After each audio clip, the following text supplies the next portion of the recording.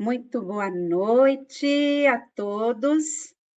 Sejam muito bem-vindos ao Organização Saudáveis, o podcast que transforma as 23 capítulos do Guia Prático para a Gestão Integrada da Saúde Organizacional e NR1 em conversas estratégicas com os próprios atores e especialistas convidados. Eu sou a Raide de Oliveira, e hoje quem vai estar comigo é o Edélcio Jacomassi, autor do capítulo que vamos abordar para falar sobre clareza de papéis, quando a ambiguidade adoece a equipe. Muitos já devem conhecer o Edélcio, né, parceiro de longa data. Ele é mestre em administração, economista, consultor e palestrante há mais de 40 anos em gestão de projetos e desenvolvimento organizacional. Atua como coordenador de MBAs e conselheiro profissional, unindo décadas de experiências e prática na formação acadêmica sólida. E o nosso bate-papo não é um bate-papo teórico, é um convite para todos os gestores, líderes de RH, profissionais de compliance e segurança no trabalho, para entender, na prática, como a falta de clareza de responsabilidades pode virar estresse, retrabalho e até afastamento por transtorno mental. Para aí a gente vê que esse tema, né, apesar de parecer uma coisa tão óbvia, né, no dia a dia do trabalho, mas é uma coisa tão importante. E dentro da ótica da NR1, a ambiguidade e o conflito de papéis são caracterizados como riscos psicossociais capazes de afetar a saúde mental e o desempenho organizacional, podendo evoluir, inclusive, para casos mais graves, como afastamento por ansiedade generalizada, burnout, e também por depressão. Então, seja muito bem-vindo, Edélcio, né, para o seu tema, né, tão importante, né, a gente trabalha com as organizações, vê como isso, assim, pode impactar nas questões de eficiência, nas questões de saúde, né, mental, e como isso, assim, dentro da tua perspectiva, né, olhando por que a NR1 trata algo que, assim, parece tão básico, né, saber o que cada um faz, como um fator de risco psicossocial de verdade, assim. Perfeito. Bom, boa noite a todos, boa noite, Raide, tudo bem? Que bom que estamos aqui novamente falando um pouquinho dos assuntos, né, dentre os principais 21 aspectos, né, que caracterizam aí os fatores de risco psicossociais. E como você falou, Raide, poxa, eu acho que esse clareza de papéis, para nós, assim, me parece uma coisa tão simples, né, tão óbvia, e até vou fazer um breve comentário, Raid, que nós já trabalhamos juntos em consultoria, né, também nos 40 anos aí, né, É e verdade. nesses 40 anos nós já fizemos trabalho lá no passado também justamente sobre essa questão, né, em que tínhamos que fazer todo o levantamento na empresa, ver quais eram as atividades, né, cargos e tudo mais. Mas eu acho que respondendo a tua pergunta direta, assim, eu vejo interessante, né, porque todo o fator, quando não se tem uma clareza do papel de cada pessoa na organização, ela se sente muito insegura. Por quê? Porque se ela fizer uma coisa que está relacionada, por exemplo, a uma outra área, né, ela poderá ser repreendida por estar fazendo uma coisa que não foi autorizada ou que não tem alçada, e isso aí pode ocasionar um desgaste, né, até um desgaste emocional, um sentimento de insegurança, de impotência. Por outro lado, pode ser visto também como querendo ganhar espaço, ultrapassar, fazer vamos dizer, ganhar notoriedade, e isso recebe críticas. Então, qualquer forma que você veja em que não estejam bem claros os papéis, é a desgaste de ambas partes, né? E muitas vezes até pela questão da própria liderança ou chefia, que pode interpretar como sendo, né, ou não fazer, ou a má vontade de não fazer uma coisa porque não está bem claro o que deveria ser feito, ou de avançar o sinal e fazer coisas que não deveria fazer e que deveria aguardar, por exemplo, a questão de uma autorização de um líder, de uma chefia, né? E muitos dos problemas organizacionais e de conflitos, eles vêm justamente pela falta de clareza, né? E eu começaria até com uma questão que parece relativamente básica, que é a própria descrição de cargos. Tendo uma descrição de cargos, um sistema mais definido de quais são os cargos, quais são as atribuições, quais são os limites, as alçadas decisórias, isso é importante para se definir bem claramente, né? E até mesmo quando tem isso nas organizações é normal o conflito entre áreas. Quem cuida, né, de tal coisa, quem cuida do acompanhamento, quem cuida do cadastro, quem cuida da cobrança, quer dizer, é o financeiro, é o comercial, e essa briga financeiro-comercial com a área de produção, muitas vezes fica uma relação direta e que interfere a organização como um todo, né, seja pelos seus gestores ou diretamente entre os colaboradores. Então, o primeiro passo que eu penso é assim, como que está hoje a descrição de cargos na organização. Até eu fazer um parênteses também, depende muito do porte da empresa. Então, nós que já trabalhamos desde com pequena empresa como multinacional, ó, elas já têm uma estruturação um pouco maior, já tem essa definição um pouco mais clara e que precisam muitas vezes aperfeiçoar o processo de comunicação interna. Agora, as menores, eu percebo assim que o pequeno empresário, né, o empreendedor que está iniciando, todo mundo faz tudo, né? E à medida que a empresa vai crescendo, é que vou ter que definir bem claramente esses papéis, porque senão existe uma sobreposição ou interferência entre áreas. Então, o pior estágio eu vejo naquela que é a média empresa, iniciando um processo de profissionalização e que não tem bem definido o que cada um deve fazer, né? Eu acho que a nossa experiência é mais ou menos nessa linha também, né? E a gente vê muito também nesse sentido, né, que quando não há uma clareza, fica até difícil as pessoas definir prioridades, né? Eu vejo muito nas experiências que a gente tem dentro das empresas, quando não há uma clareza de qual é as responsabilidades, né? E a pessoa tem um impacto também de querer colaborar com Deus e o mundo, né? Exato, queria fazer demais, né? Daí mistura tudo e o resultado não vem, né? Então, essa questão de ter uma clareza de qual é a responsabilidade, isso não impede de colaborar com o outro, mas você sabe quais são suas prioridades. Tá vendo? Exatamente. Então, isso pode impactar também no processo, né? De saber, e eu diria assim, até, Nelson, pensando, né, na vivência que a gente tem sobre essas questões, ela vem até numa clareza desde o momento que você vai buscar alguém no mercado para trabalhar dentro da empresa. Sim. Saber quem é a pessoa, né? O que ela precisa fazer, qual é quais são as responsabilidades, que tipo de competência que ela tem que ter, né? E isso já começa desde o início, né? Exato. Então, dentro desse aspecto, né? Até, Raíssa, só me permite, rapidinho, né? Porque eu vejo assim, a gente implanta muito gestão por competências, né? Isso. Então, por exemplo, quais são as competências para cada, né, cada cargo, cada atribuição dentro da organização, e essas competências, elas devem ser proporcionais até à amplitude do trabalho, né?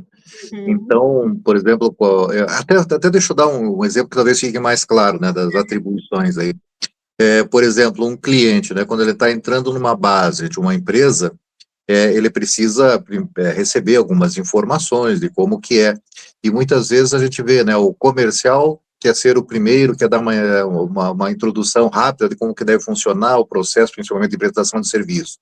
Daí o financeiro quer entrar com a parte da parte de pagamentos, como é que funciona. E muitas vezes o operacional vai dar lá dizer como que funciona o processo interno. Então a gente vê muita gente fazendo vários contatos com um cliente, mas não tendo a efetividade, e isso queima no mercado. Então esse aí é um exemplozinho bem rápido, assim, meio né, geral, mas que isso interfere diretamente sobre a questão da visão do cliente em relação à prestação de serviço ou qualquer outra atividade que se tenha. E isso dá uma confusão interna, e depois, claro, os conflitos também aumentam. Né?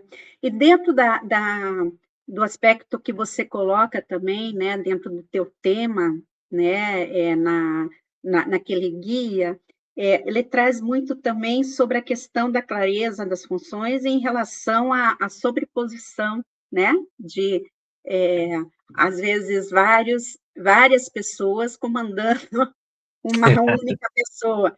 E como isso pode impactar também em relação à questão, né, de riscos sociais, e como que isso pode impactar também na questão do colaborador, né, a quem ele vai seguir, a quem ele vai desenvolver o trabalho. Exatamente, eu acho que essa é uma situação que a gente vê muito no dia a dia, em que a pessoa tem que responder a um gerente de uma área, mas, no entanto, interfere na outra área e que o outro gerente vai dizer, né, ou vai se sentir invadido por aquela pessoa estar fazendo uma coisa que é de uma área distinta. Então, para quem tem dois chefes, né, nenhum deles consegue atender a contento. Por isso que eu vejo que cada vez que a gente trabalha dentro da organização é ver a responsabilidade dentro das atribuições e que estejam relacionadas a um único gestor. Porque se tiverem dois gestores, né, para uma única pessoa, a pressão que aquela pessoa tem e o medo de errar para um lado ou para outro, ela é muito grande. Então, o processo, né, ser conduzido por um gestor. E é claro, entre os gestores, eles combinarem, eles terem esse trabalho em equipe de ver quais são os resultados que se espera de um colaborador ou até mesmo de uma equipe de trabalho, né? Então, quando a gente fala em fatores de risco psicossociais, não necessariamente a gente está falando de uma única pessoa. Pode ser que esteja, né, exista esse conflito entre equipes de trabalho. E aí eu vejo que fica até interfere no clima organizacional, porque que cria uma certa concorrência e que ela é meio predatória, né? Não é no sistema colaborativo ou que vamos cumprir, né, todo o resultado, mas é no sentido de cada um querer mostrar o trabalho, a sua importância dentro da organização e que gera conflito.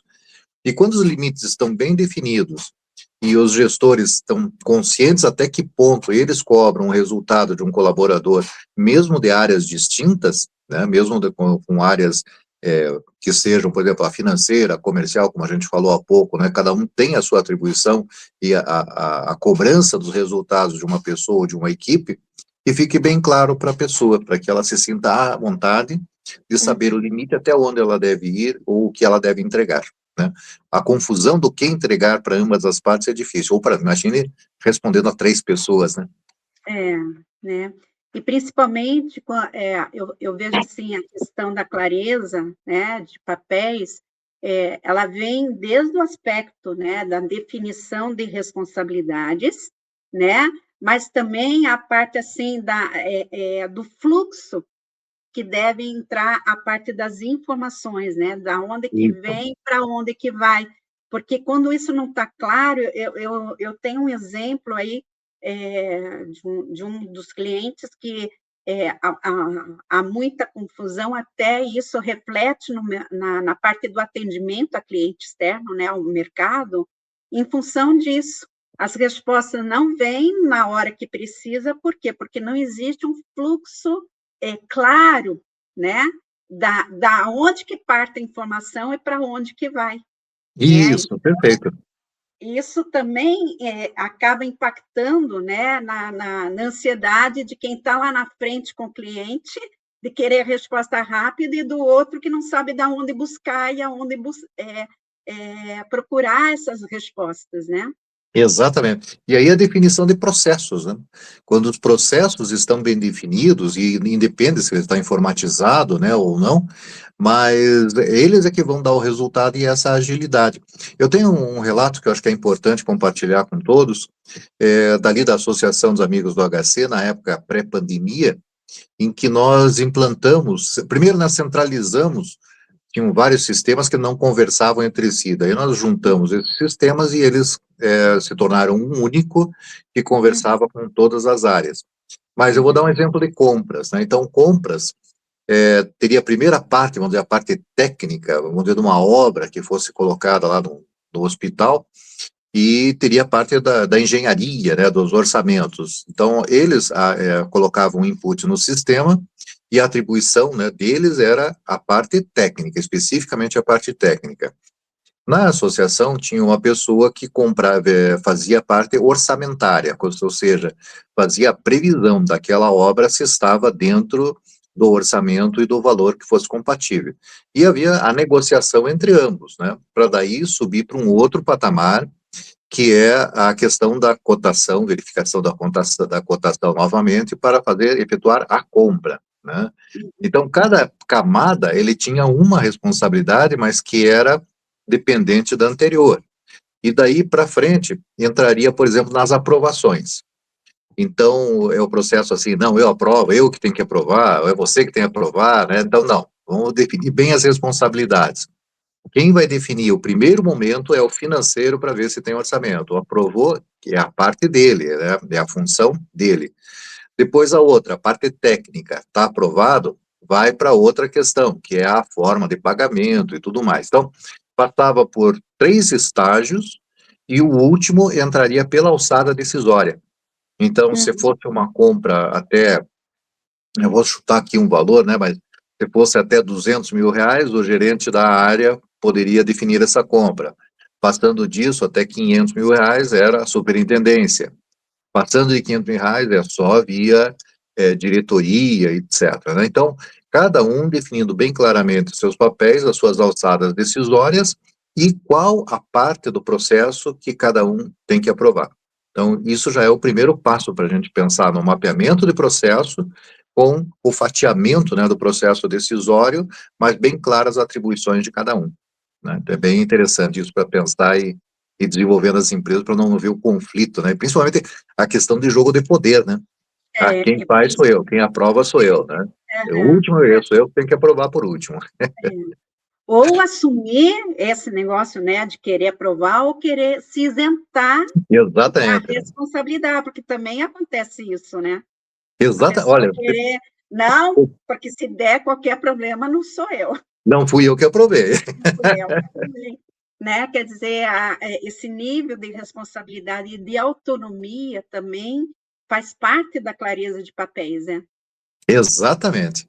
Então, quando se mapeia os processos, né, e se tem bem definido os cargos, a gente consegue mais claramente definir qual é o papel de cada um dentro do processo, né? Uhum. E dentro dessas, dentro do tema, né, você propõe também o quadro de distribuição de trabalho, né? Como essa ferramenta, como uma ferramenta central. Então, na prática, como que isso funciona e por que que ela é mais eficaz até do que a própria descrição de cargos ou de papéis?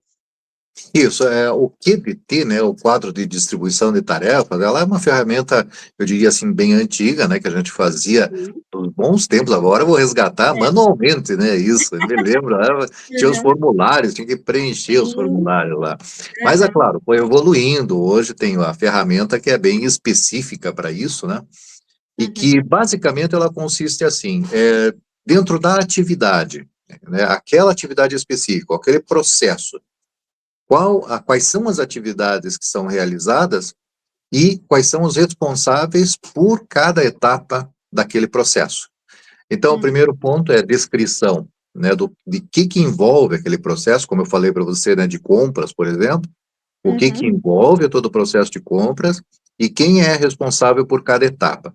O importante, para não incorrer num outro problema, que é um fator de risco psicossocial, que é a carga de trabalho, é identificar no quadro de distribuição quanto tempo a pessoa faz para elaborar e quanto tempo ela demora para entregar para a próxima etapa.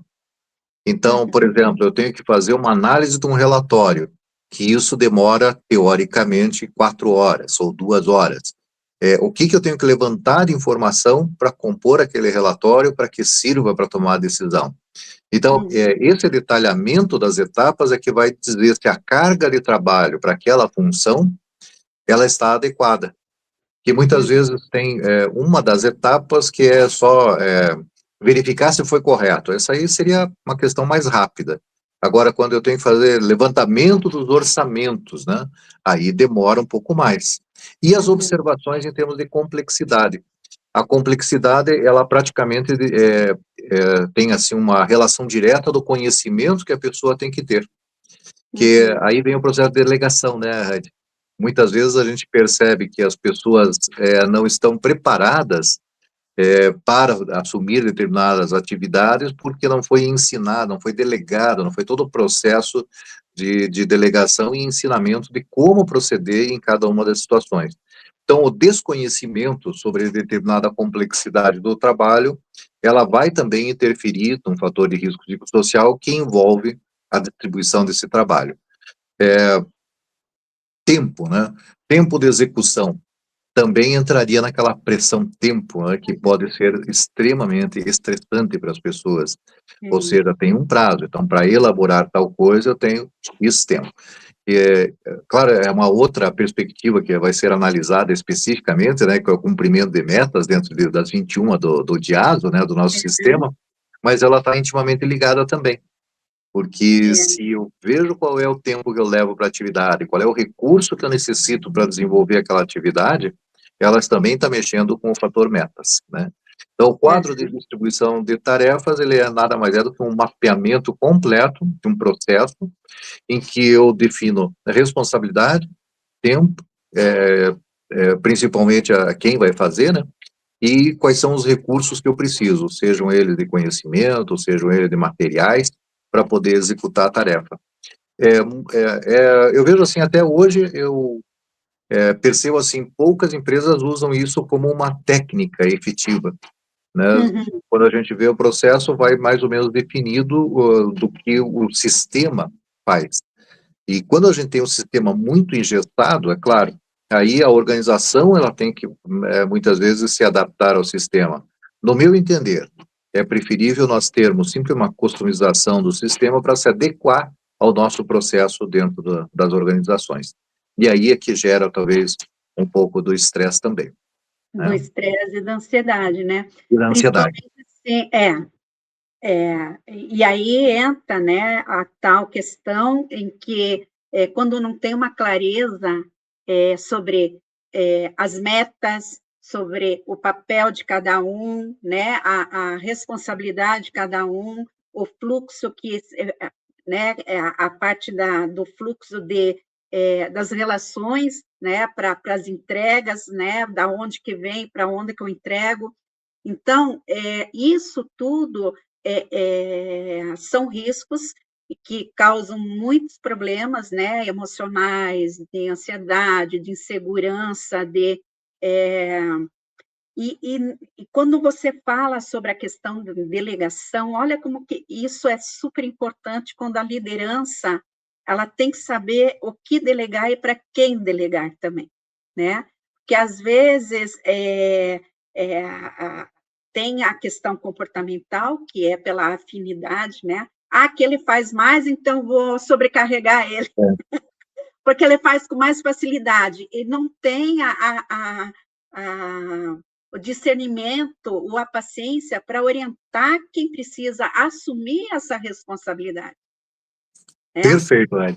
Quantas vezes a gente não viu isso, né, acontecer nas organizações em que o líder prefere passar uma atividade para alguém que faz tudo, né, que está sempre disponível e acaba sobrecarregando aquela pessoa e muitas vezes aquela pessoa que não tem a informação, não tem o conhecimento, não é preparada, ela vai sendo relegada a um segundo plano, né? Então, mexe com as duas pessoas, porque aquela que é sobrecarregada, Isso. ela vai sofrer um estresse maior de sobrecarga de trabalho e, vamos dizer assim, além de ter, né, o fator tempo que é destinado, vem a pressão de realizar também com qualidade, né? Uhum. Por outro lado, a pessoa que não sabe fazer ou não, né, não está correspondendo adequadamente, ela também vai sendo cada vez menos valorizada dentro da organização. Então, se por um lado, né, eu valorizo excessivamente uma pessoa, por outro eu desvalorizo, e acabo meio que isolando as pessoas também. Então, o papel do líder, eu vejo nesse ponto, é entender, né, até que ponto o próprio líder, ele talvez não esteja pecando na distribuição de tarefa e na delegação, e principalmente no ensinamento para a pessoa, para que ela possa corresponder, né, ter um resultado efetivo. E dentro da gestão de competência a gente vê muito isso, né, que é o potencial da pessoa, até que ponto ela pode se desenvolver dentro das suas habilidades, dentro das suas competências, né, com habilidade, conhecimento e atitude, que ela consegue desenvolver. Então ela pode ter um potencial muito grande, mas ser pouco desenvolvida. Então o desempenho é baixo, né? Por Uhum. outro lado, a pessoa muitas vezes não é preparada, né, não está pronta para todas as competências e acaba desempenhando também um papel não relevante, que não tem muito potencial para se desenvolver por não ser uma área de domínio de conhecimento e que com certeza compromete o resultado da equipe e fatalmente essa pessoa possa sair, né, futuramente pela questão de desempenho. Então, voltando um pouquinho até para a questão anterior que você tinha falado, né, o próprio recrutamento, a seleção, a colocação da pessoa na função correta, né, no cargo correto, é fundamental, que aí é que ela vai poder desempenhar o máximo possível dentro do conhecimento, habilidade e atitude que ela tem para a necessidade da função, né. E esse eu acho que é o trabalho que a gente desenvolveu muito bem, né, Raíssa? E também, assim, né, a partir do momento que a pessoa ingressou, é importante que o gestor, a pessoa pode ter o potencial, mas às vezes ela tem que ser treinada, ela tem que ser É, preparada, porque é um ambiente novo, com tarefas novas, e aí entra no que já foi discutido, né, nos tópicos anteriores sobre a questão, né, de assumir a cultura, de trabalhar, porque isso influencia até no clima, né? No com certeza. clima do ambiente, né? Porque aquilo que falou, sobrecarrega um e o outro fica desvalorizado, isso acaba criando, gerando conflitos, gerando um clima de descontentamento, de insegurança, de ansiedade, né? Então, a questão da clareza de papéis é importante até para a eficiência, né, da produção e para o resultado da empresa, que é o que elas buscam, né? Elas buscam Exatamente.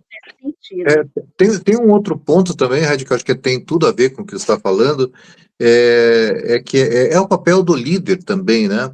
O estilo da liderança, ele também muitas vezes interfere, né? O processo, vamos dizer, aquele que é o líder autocrático, e muitas vezes inseguro, né? Ele quer centralizar demais as coisas e acaba É, muitas vezes tendo, até ele mesmo se sobrecarregando, mas também tirando essa autonomia dos seus colaboradores. E eu vejo que o papel do líder é justamente ser um inspirador, né? Aquele que vai incentivar as pessoas a terem uma maior produção, um maior conhecimento. E quando ele acaba limitando muitas vezes as atividades das pessoas e centralizando demais, acaba coibindo, né, inibindo as pessoas de poderem se sentir até úteis numa organização. Já vi, né, presenciei muitas coisas em que centraliza-se tanto as coisas, criam-se tantas travas ao processo que acabam dificultando, né, não só internamente, mas como para o cliente final.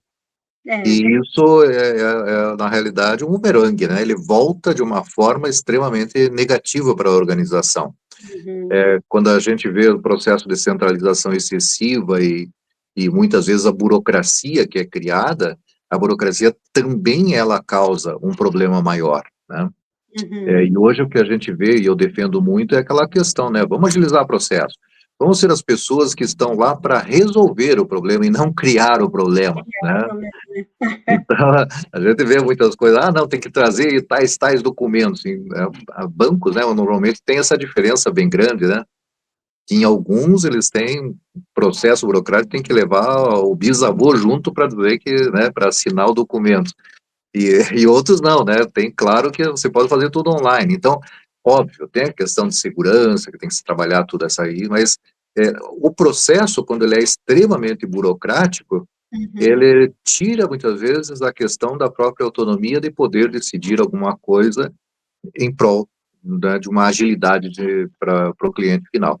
Então, isso também interfere diretamente sobre a clareza desse papel dentro da organização. Quanto maior for a burocracia, muitas vezes maior é o processo, tranca mais o processo dentro da organização e mais pessoas têm que interagir no processo, né?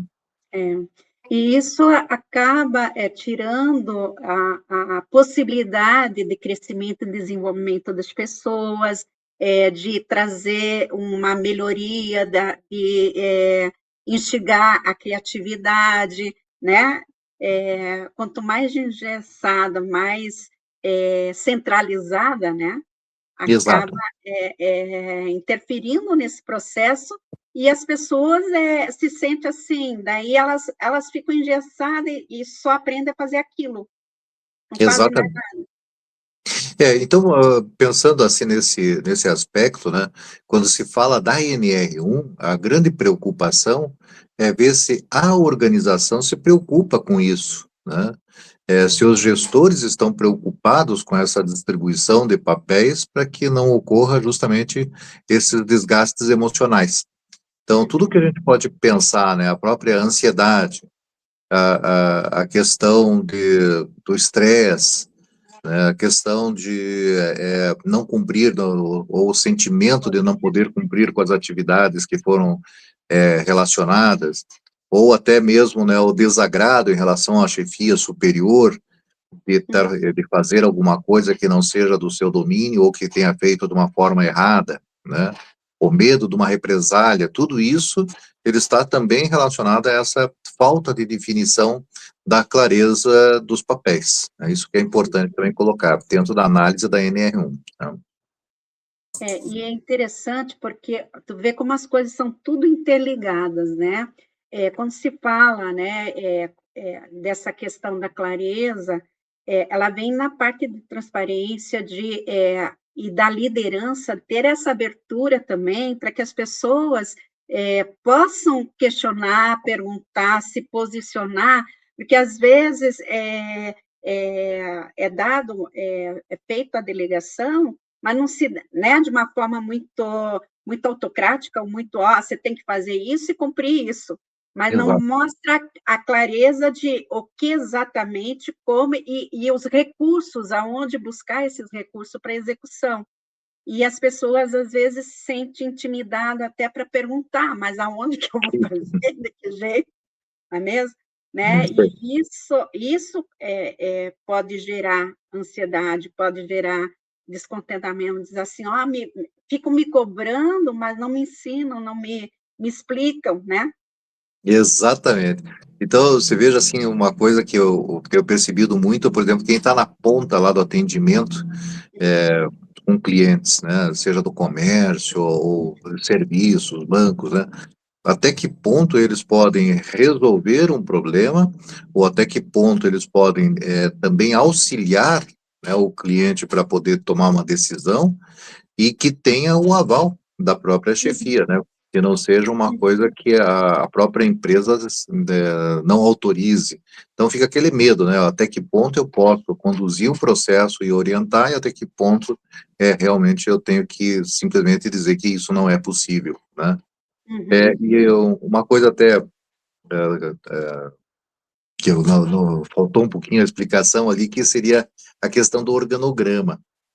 Né? A gente usa muito aquela organograma ainda de como que é, né, o processo assim de autoridade de distribuição, né, dos eixos e das linhas, né, de como que isso deve ser distribuído, as atribuições departamentais, setoriais e depois das pessoas que são necessárias dentro da organização.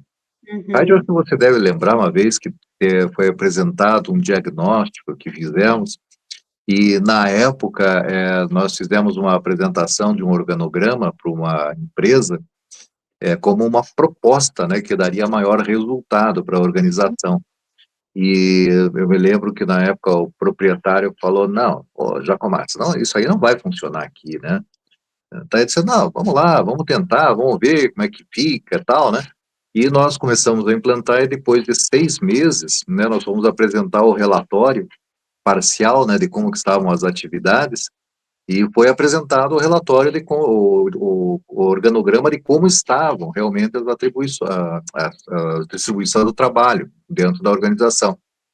E eu me lembro que quando eu estava apresentando, né, o proprietário falou, peraí, aguenta um pouquinho.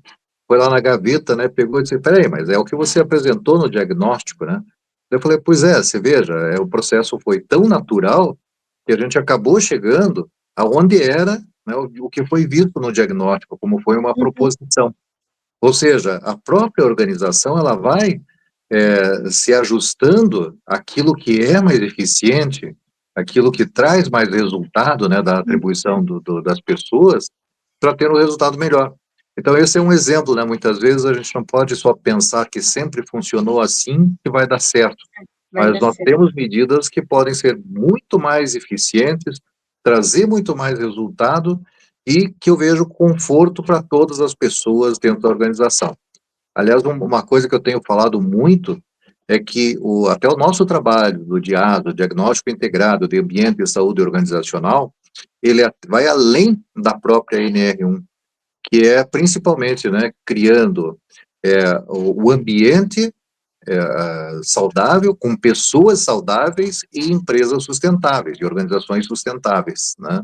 Então, esse que eu acho que é o grande mote, e que eu vejo que muitas vezes eu percebo, assim, as críticas em relação à NR1, que é uma normativa, que nós vamos fazer grandes diferenças, tem que fazer tudo, eu vejo que não, é uma grande oportunidade, porque é a oportunidade de melhorar todas as condições de trabalho, né, criar uma organização que seja sustentável e saudável com pessoas que também sejam saudáveis. Aquelas pessoas que sentem orgulho, têm um senso de pertencimento dentro da organização. E pela clareza de papéis é um dos fatores que eu vejo que impacta diretamente sobre esse sentimento, né? Então, é Principalmente porque eles importante. vê resultado, né? Porque quando tem clareza, você sabe o que deve fazer e consegue ter o sentimento de realização pela conclusão e mostrar o resultado, né? Exatamente. Você consegue daí trabalhar. E quando há ambiguidade, e quando a ambiguidade já existe, gerando conflito entre equipes, né? É, é, o que, que se pode, né? Quais são os passos que a gente pode fazer para reorganizar e trabalhar esse processo? Tá, então o primeiro passo, que é o método que a gente utiliza, é o método MASP, né? Uhum, Metodologia Analítica para a Solução de Problemas. Então, aplicando o método MASP, nós vamos identificar quais são as causas do problema. E não só o sintoma, né? Porque muitas uhum, vezes se confunde até, por exemplo, conflitos pessoais, né? Ou uhum, conflitos que não estão diretamente relacionados à organização, que não são fatores de risco psicossociais dentro da organização. Indiretamente, eles interferem, com certeza, né? Mas nós temos que pensar e focar nos problemas organizacionais, que fazem parte da responsabilidade da empresa. Então, a partir do momento que eu consigo identificar a causa ou as causas reais, é que eu vou começar a trabalhar com essa solução do problema. uhum. Via de regra, nós ajustando, por exemplo, os processos, identificando quais são os pontos que geram conflito, quais são os pontos de estrangulamento, desculpa, os pontos de estrangulamento dentro dos processos, né? Isso nós conseguimos definir mais claramente e começar a trabalhar com justamente essa questão da ambiguidade, né? Que é proporcionar cada vez mais uma relação saudável. Bom, quando a gente pensa em mapear, né, tanto esses processos, vem assim a questão de aonde que está a falha, não é em quem está a falha. Né? Geralmente a gente vê muitas vezes a culpa é da Resultado, né? pessoa, né? Mas não é tão tão verdadeira assim essa frase. Não posso dizer que é totalmente falsa, mas também não é verdadeira, né? Quem é culpado? Não, é o que está acontecendo para que eu identifique qual é a razão daquela culpa, né? O que está acontecendo de errado, ou em que ponto nós estamos falhando como organização, para Uhum. que as pessoas possam trabalhar de uma maneira adequada. Então, eu aplicaria, primeiro passo, essa ferramenta, que é identificar efetivamente quais são as causas, e depois das causas nós começarmos a trabalhar com a solução. A solução depende, é óbvio, né, de cada um dos fatores que vão ser os ofensores. O que nós temos percebido via de regra, né, é que muitas vezes a falta, essa clareza de papéis, ela está relacionado muito à questão de poder. Então, quando um departamento ele quer manter mais o poder, quer manter mais o controle sobre as ações, ele acaba tendo alguns conflitos. Então, isso gera o conflito interpessoal. Até paralelo a isso, muitas vezes tem que pensar, né, o que é a responsabilidade da empresa e que muitas vezes não está relacionado aos problemas de conflito, né? Agora, a empresa tem que se preocupar, para resolver esses conflitos de uma forma adequada. Uhum.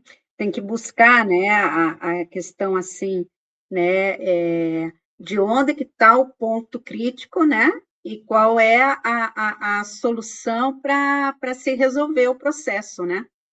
Tem aqui uma colinha que eu gostaria até de passar rapidinho aqui, que eu acho que são perguntas interessantes para a gente pensar num checklist, né, que Uhum. até eu separei aqui para a gente conversar, ó. Então, para os gestores, né, para os gestores poderem responder mais claramente, fica a dica isso, é legal a gente pensar. Cada pessoa sabe exatamente o que é a sua responsabilidade? Está claro o que não faz parte do seu escopo? Existe apenas uma linha de comando, né, para prioridades? As atividades e prazos estão registrados, ou seja, tem uma experiência já em relação a isso e que possa dar como um padrão, né? Todos conhecem quem decide e quem aprova, então aí vem aquela questão, né? Quem deve decidir sobre tal coisa e quem deve aprovar, e quem deve fazer o levantamento, né, para ter aquela informação adequada. Os cargos e organogramas estão atualizados? Mudanças são comunicadas antes de alterar a responsabilidade?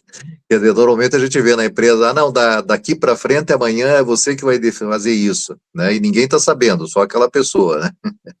Então, Exatamente. eu vejo assim, Esquece parece de básico, envolver óbvio, as né? Mas não é. pessoas que estão impactadas na mudança, né? É. Há espaço para dúvidas, alinhamento e feedback? Então, você veja, essas perguntas que eu até separei, que fazem parte do artigo que eu escrevi ali, Uhum. justamente são perguntas chaves, assim, que a gente começa a identificar aonde que estão os problemas, né? E é uma reflexão até para o gestor, de que forma que ele está conduzindo a sua equipe e se essas perguntas elas têm uma resposta pertinente. Se alguma delas não tiver uma resposta clara, eu diria, opa, vamos investigar um pouquinho mais a fundo, né? Uhum. Então, esse que eu acho que é um processo importante aí para a gente ver a clareza de papéis, né? Então, né, Bom, e aí, a gente trabalha em cima, né, desse processo de fazer o diagnóstico, e essas perguntas são muito pertinentes, né, para poder identificar onde que está realmente a raiz do problema, porque daí você consegue montar um plano de ação mais prático, mais direcionado àquilo que é necessário, né? exatamente. É. Veja, Raíssa, uma ferramenta que nós sempre aplicamos também foi a questão de institucionalização do feedback, né?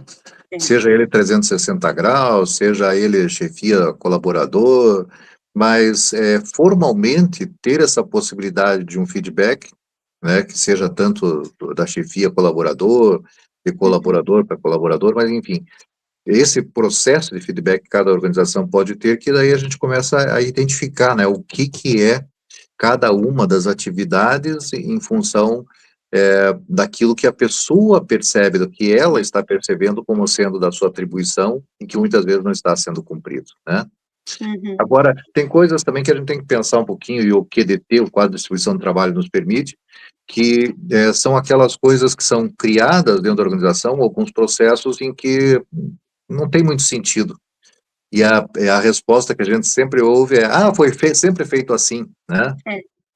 E daí Uhum. aquilo lá não precisaria, hoje já não teria mais nenhuma informação, relatório, né, que tem 420 páginas, foi feito sempre assim, não, mas para quê? Quer dizer, então tem que começar a se questionar Tem mesmo, se utilidade eu não isso? consigo racionalizar, né? É, é, né? E por isso que há necessidade de estar sempre atento, né? Porque fez uma descrição de cargo lá atrás, a empresa mudou, o mercado mudou, a situação mudou, e você continua com aquela que não tem nada a ver. Tu vê até os papéis das pessoas mudam, as profissões mudam. Muitas das profissões que tinha não existe mais, né? Exato. É, e a gente que trabalha o tempo todo, né, com essa área, a gente percebe que tem muitas profissões que estão morrendo ainda e outras que estão sendo criadas, né? Uhum. Então, a importância que tem para uma organização saudável, né, de você identificar isso e estar sempre atualizando os papéis, atualizando a descrição de cargo, atualizando o organograma, atualizando o fluxo de informação, porque as mudanças acontecem. A empresa não é Exato. estática, né? E isso acaba impactando também na saúde, né, dos colaboradores, na saúde da empresa, né, e no resultado. Exato. Exatamente. Então, tanto isso, né, que até você estava falando, estava me lembrando do passado, algumas coisas assim, que era a parte OIM, né, que a gente tinha, né, Nossa, mas essa resgatei do fundo do baú, hein, nossa, essa foi. virou o SM, né, Aham. mas que eu vejo que o conceito lá, e ainda ele permanece, né, que é, Permanecer. que é justamente essas ferramentas que a gente pode utilizar, que estão hoje já informatizadas, já tem muito bem definidas, né? E, particularmente, que eu vejo e utilizo também a IA hoje para nos ajudar. Quer dizer, Uhum, com a própria IA, cria-se, né, mecanismos de racionalizar muitas coisas que no passado a gente demandava muito tempo, né? Pesquisas, soluções técnicas específicas e que não são, claro, tem que ter aí um cuidado também, porque elas não são verdadeiras na sua plenitude, né? Nós temos uhum, que também avaliar o que é válido para a nossa situação específica do ramo de atividade da organização. Mas ela é extremamente útil. Agora, tem que se usar de uma forma que seja adequada, né? Para não se criar várias situações e que não se tenha um foco bem específico. Então, hoje, com a IA, nós tivemos um facilitador dessa, não digo a clareza dos papéis, né, mas em que os processos, eles podem ser, vamos dizer, reduzir o tempo de elaboração de determinadas coisas que para nós demorava, quem sabe, um mês e hoje em uhum, minutos nós conseguimos solucionar, né.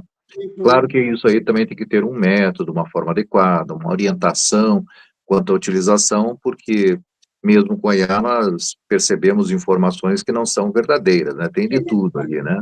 Vem de tudo, Tem e que infelizmente. investigar, Que né? continua sendo alimentado pelo ser humano, né? É. Então, né, a gente está chegando, né, na finalização do nosso bate-papo, né, mas eu acho que, assim, que para as pessoas terem, assim, uma noção prática, né, na prática, assim, entre a diferença entre perceber que existe confusão e saber exatamente como agir, para resolver essa confusão, o que que você daria eh eh de aconselhamento, de sugestão, né, para que as coisas tenham uma clareza maior para as empresas, né, o que que elas podem fazer para ter essa clareza?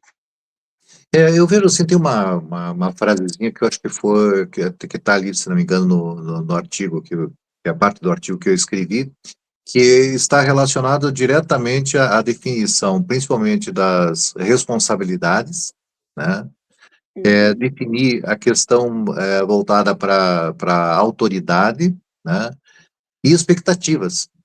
Então, praticamente com essas três definições, a gente consegue proteger as pessoas. E, com certeza, né, na proteção das pessoas, a gente consegue fortalecer mais a organização. Então, se pensar, apesar de ser uma frase bem curta, isso, mas a gente percebe a complexidade, né? Que tanto a responsabilidade como os níveis de autoridade, eles vão influenciar diretamente sobre a questão relacionada à autonomia, à delegação, ao trabalho de cada um, né? E a uhum, importância do trabalho de cada um. E se a gente trabalhar pelo lado da expectativa, qual é a expectativa que eu tenho em relação ao desempenho das pessoas que trabalham comigo, e eu acho que isso tem que ser compartilhado com o próprio colaborador, e qual é a expectativa que o colaborador tem também em relação ao seu trabalho, né? uhum, Quanto melhor for definido todos esses parâmetros que a gente tem, melhora a regra do jogo, né? Melhora a forma com que as pessoas trabalham. Elas se sentem mais confortáveis para isso, e uhum, não engessadas, mas confortáveis no sentido do que a expectativa que se tem em relação a cada um, o que cada um tem que entregar, né, como uhum. resultado para a organização. Então, fica aí, eu acho que a dica principalmente para a gente poder trabalhar essa relação bem clara dentro das empresas. Uhum. E como isso pode ser aplicado, né, de forma que se atenda também à NR1, de uma forma bem consistente. Exato. Aí é um ponto importantíssimo, Rádio, para a gente poder concluir legal. O importante que eu vejo, e dentro do Ministério Público do Trabalho, isso tem sido assim, uma forma importante de se trabalhar, principalmente perceber se a organização está preocupada com isso. Nada Uhum, impede que ela tenha problemas. Então, olha, nosso problema está relacionado à distribuição inadequada de trabalho. Isso aí pode aparecer no PGR, não tem problema nenhum. Mas desde que eu, como empresa, como organização, esteja preocupado na resolução do problema. E uhum, dentro do PGR tem um plano de ação. Então, cada uhum, etapa de como que eu vou trabalhar com esse problema. E, claro, cumprir depois, né? Também não adianta o papel aceitar tudo, né? Tem que uhum, não só colocar no papel, mas depois fazer cumprir dentro de um cronograma, dar um tempo de quanto tempo eu vou resolver esse problema, seja 15 dias, seja um mês, seja 2 meses, mas dá uhum, uma dimensão temporal para a solução do uhum, problema.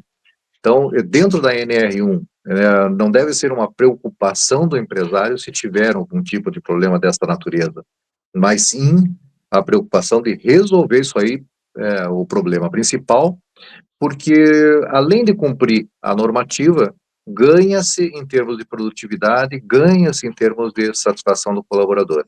Então, sai, né, daquele ponto que é cumprir legislação e vai para um outro ponto, que é ganhar em uhum, produtividade, ganhar em resultado, ganhar em satisfação, melhorar clima. Poxa, qual é o empresário que não quer ter todos esses benefícios, né? E uhum. hoje o diagnóstico ele serve justamente para dar essa orientação, esse caminho, que eu acho que é o melhor a ser seguido. É, E aí vem o Diaso, que eu acho que tem uma ferramenta bem legal para a gente trabalhar. o legal é que a Diaso, né, ela tem essa plataforma que ela trabalha a parte do diagnóstico, né, mas ela também trabalha, assim, com o plano de ação, porque não adianta só fazer o diagnóstico, fazer o levantamento, né, e não ter uma ação específica para a resolução do problema, né? Quer dizer, Exatamente. tem que agir, né? Você tem que desenvolver o processo, né? Edelson, nós estamos encerrando o nosso bate-papo, que está bem interessante, né? E assim, se esse tema, né, tocou as pessoas que estão participando aqui do nosso bate-papo, né, a gente faz o convite para que baixe o livro completo, né, tem um link, né, e siga também, né, o Edelson Jacomassi, né, para até se tiver alguma dúvida, né, sobre o tema, alguma situação ou um caso real que queira discutir, né, fique bem à vontade nesse sentido, né, e a gente, a semana que vem, vai ter um novo tema, né, seguindo o nosso processo das 23 fatores, né, de riscos, que a equipe, né, dos consultores multidisciplinares da Diaceno desenvolveram, né, então, vocês estão todos convidados para a próxima terça-feira, né, a discussão vai ser sobre o tema assédio moral. Então, Opa, esse aí vai ser ótimo, hein? Vai pegar fogo esse. mais um tema aí para ser discutido, né? E polêmico, esse aí vai ser Bem bom. polêmico, né? Então, muito obrigada, Edelso, foi um prazer enorme estar com você novamente, né? As nossas parcerias aí em vários projetos, né? Com Eu certeza. nada em relação a isso. Heidi, muito obrigado aí também, obrigado pela facilitação que você fez aí, por essa, né, essa condução. Estou muito feliz aí de ter essa parceria e com certeza, né, poxa, vamos ter muitos resultados aí extremamente positivos. Obrigado mesmo, tá? E outra coisa, me coloco à disposição também, se tiverem perguntas, fiquem super à vontade ali, tá? Ok. Obrigado e boa noite. Boa noite a todos e muito obrigada pela participação de vocês.